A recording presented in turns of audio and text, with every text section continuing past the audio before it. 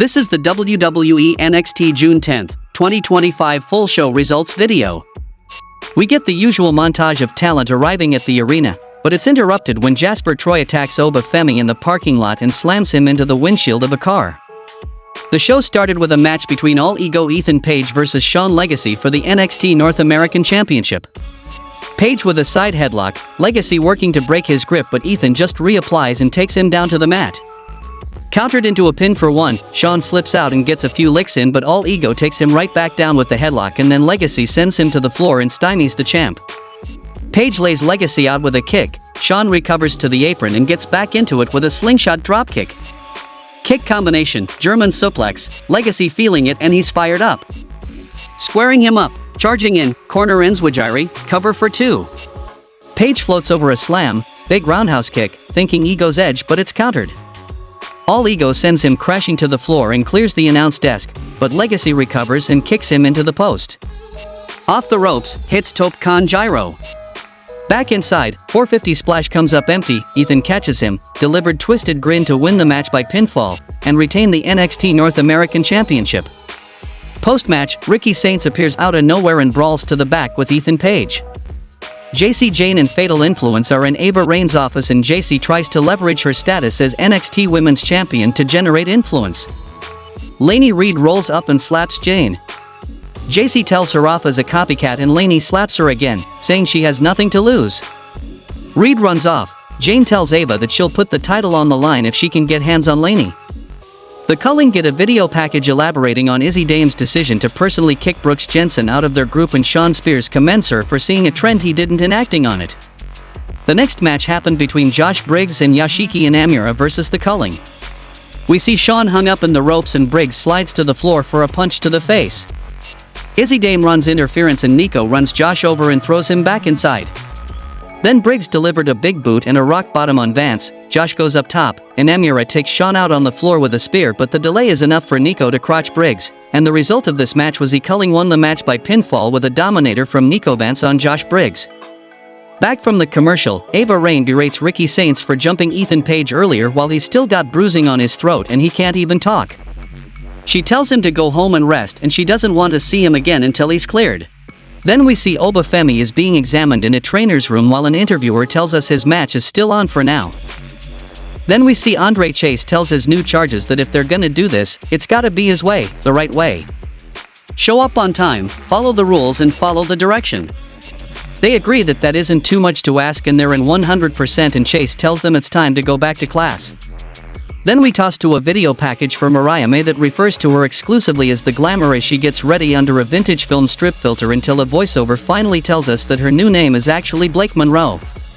The next match happened between Lash Legend vs Ren Sinclair, and Kalani Jordan is on commentary for this one.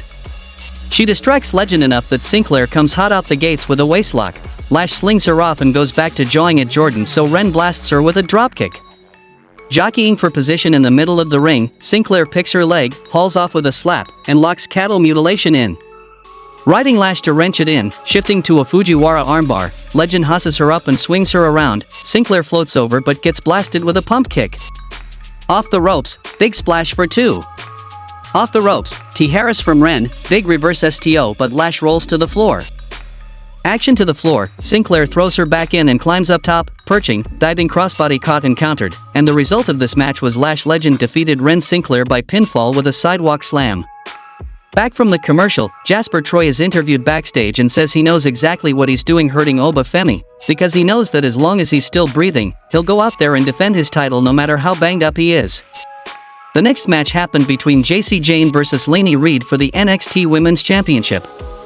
Reed takes her right down for a near fall, super kick, folding press, again just a near fall.